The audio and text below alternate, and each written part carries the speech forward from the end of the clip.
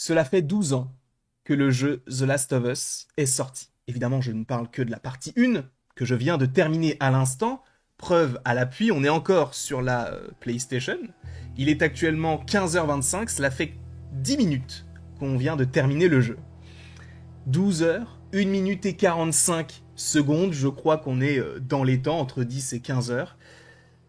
Quel plaisir. Il faut tout de même remettre certaines choses dans leur contexte. Je ne suis pas un critique de jeux vidéo, évidemment. Pour des vidéos très qualitatives sur le sujet, Jeux Vidéo Magazine. Au-delà de Jeux Vidéo Magazine, pointons du doigt le petit Momo, qui est le meilleur dans son domaine, il faut tout de même le rappeler. Bonjour, si tu passes par là, il ne regardera pas, il ne regarde jamais les vidéos que je fais. Non, est-ce que c'est un réel ami? Non. En tout cas, on va parler de The Last of Us. Oui, j'ai du retard. Le fait est que j'ai regardé la saison 1 avant de jouer au premier jeu. Donc c'est vrai que ça, c'est peut-être le gros point négatif, on va dire, de mon expérience de jeu. De mon expérience. Et c'est dur. De mon expérience de jeu.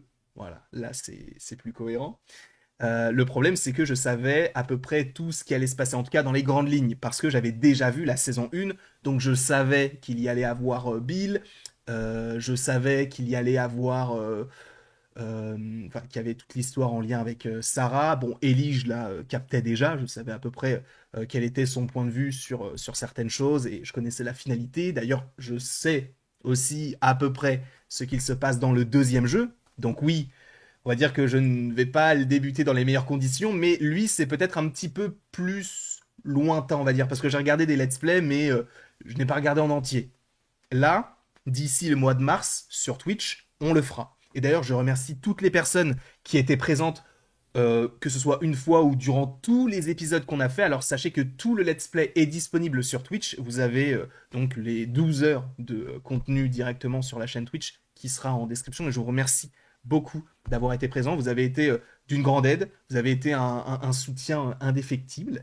Et ça m'a fait extrêmement plaisir de pouvoir vous proposer tout ça, eh bien, même un peu tard. C'est vrai que ce jeu-là, à la base, je ne comptais pas forcément le faire parce que l'horreur et moi, ça fait deux. Ce n'est que récemment que je commence véritablement à m'intéresser notamment au cinéma d'horreur. Même si tu vas me dire, mais oui, mais ça fait pas forcément très peur. Il y a des... Vous allez comprendre en fait pourquoi est-ce que je qualifie ce jeu-là en soi d'un peu horrifique. Bon, il y a quand même des infectés, etc. Mais c'est vrai que moi, je n'ai jamais vraiment été habitué à ce genre de jeu.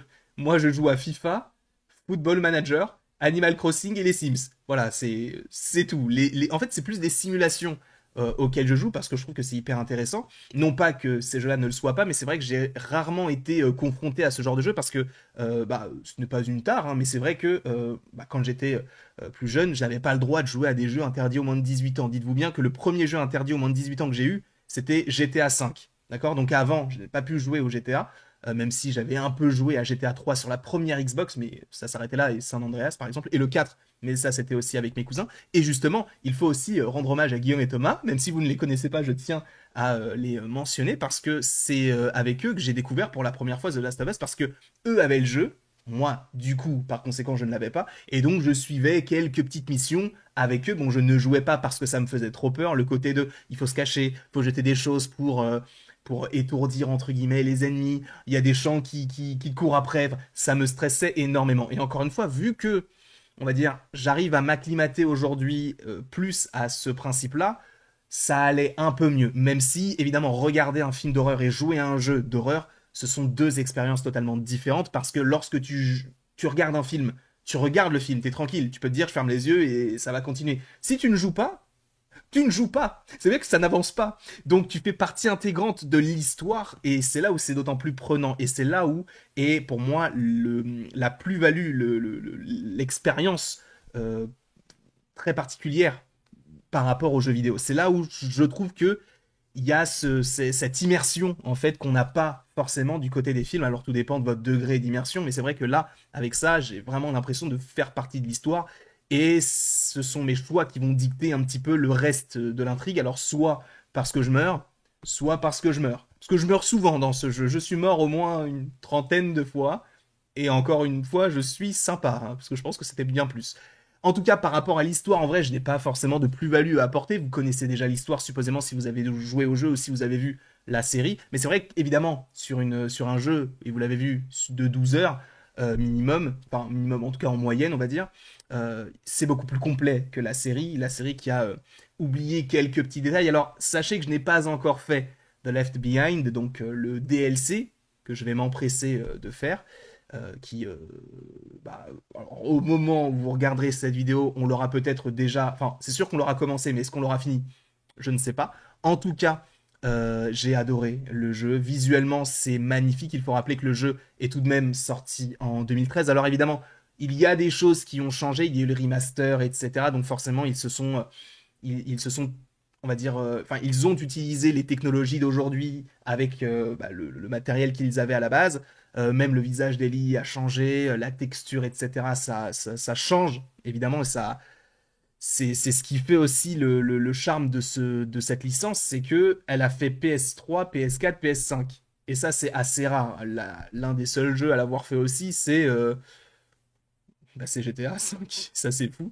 Donc bon, en tout cas, j'ai passé un excellent moment en jouant Ellie, et ça aussi c'est intéressant parce que j'avais peur qu'on ait que Joël. Là, pour le coup, c'était peut-être une mini surprise. Je savais qu'on jouait Ellie dans le deuxième jeu en grande partie, mais je ne savais pas que enfin en tout cas, j'avais peut-être omis ce détail que on allait en fait basculer, switcher d'un personnage à l'autre en fonction de ce qu'il se passait. C'est vrai que ça aussi c'était assez intéressant, c'est que je n'ai pas revu la série depuis la sortie de la série. Et donc j'avais oublié qu'à un moment donné, bah, Joël il n'était pas en mesure de pouvoir avancer dans l'intrigue, donc c'était Ellie qui prenait le relais. Et ça, je trouvais que c'était intéressant parce qu'il y avait une technique, enfin, en tout cas comment dire, c'est un gameplay un peu différent, une mouvance différente, la manière de combattre aussi qui était différente. Donc moi je trouvais que c'était plutôt intéressant. C'était même plus dur quand on était avec Ellie parce qu'elle n'avait qu'un petit couteau au début.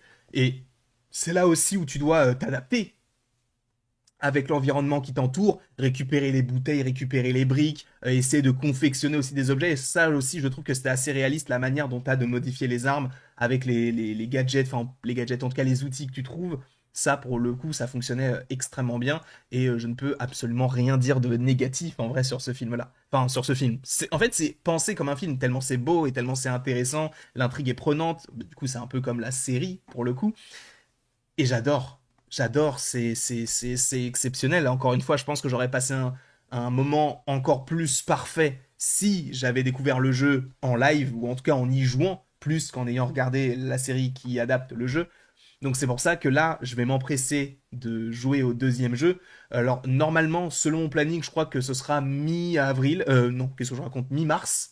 Donc mi du mois de mars, on commencera The Last of Us 2 parce que là, je pense qu'après The Left Behind, je ferai une petite pause quand même dans la suite bah, du coup des The Last of Us. Je ferai une petite pause. Et d'ailleurs, pour ceux qui se poseraient la question, sachez que sur YouTube, on fera aussi un live en lien avec les jeux vidéo et ça, ce sera la soirée du vendredi 7 mars parce qu'on va jouer à Until Dawn toute la nuit. Enfin, toute la nuit. Ce sera, je pense, on commencera à 21 h et on s'arrêtera bah, jusqu'à ce que le jeu se termine. Et j'ai hâte de pouvoir le faire avec vous. Il faut rappeler aussi qu'Until Dawn est un jeu enfin, qui va être adapté au cinéma d'ici quelques temps. Donc voilà, on sera un petit peu à jour par rapport à tout ça. Et si ça vous plaît, de toute manière, il y aura d'autres soirées de l'horreur, entre guillemets, un peu comme le fait les pâtés, vous savez, quand ils diffusent des films. Mais nous, on jouera à des jeux et ça pourrait être plutôt sympathique. En tout cas, j'espère que vous passerez un bon moment en ma compagnie. Donc, pour rappel, j'ai adoré le jeu. Si je devais donner une note, bon, pour mon expérience, parce que je savais déjà des choses, je pense que je mettrais 18, mais en vrai, le jeu est parfait. Parce que c'est intuitif.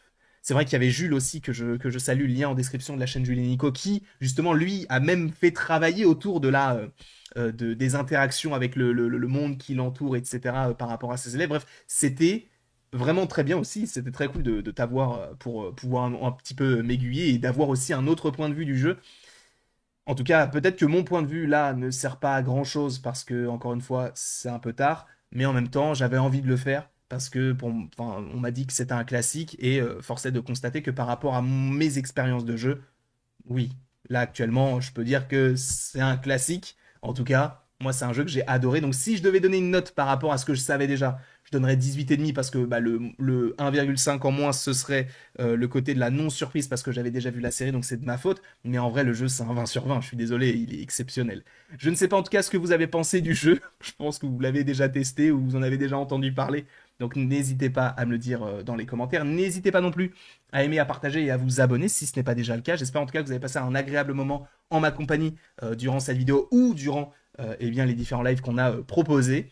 Et après tout ceci, il ne me reste donc plus qu'à vous dire à la prochaine pour la prochaine.